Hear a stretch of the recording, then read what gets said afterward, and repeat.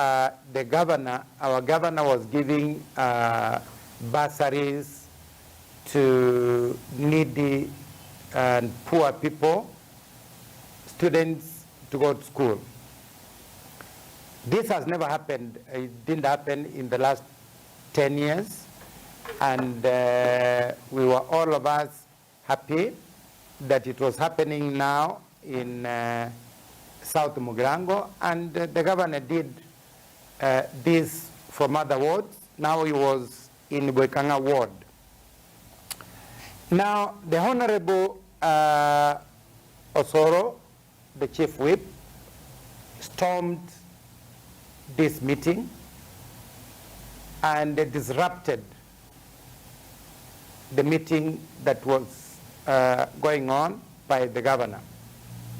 And in the process, people got injured, children was stumbled upon, the old mamas were injured, some people fell down, and Osoro's goons really caused a mayhem in that function. So the function came to a stop, and so the governor left. People were injured, people were admitted, and as professionals, we have come here to condemn this act of violence meted by the Member of Parliament as Chief Whip of South Mugirango constituency. We want to condemn this. We want to condemn it totally as professionals from South Mugirango and Kisii at large. We have a few resolutions. One, we want to ask Mr. Osoro, the Member of Parliament for South Mugirango, to respect the governor of Kisii County. The governor of Kisii County was elected by all the constituencies of Kisii County, including South Mugirango. The people of South Mugirango left one of their own and elected Simba.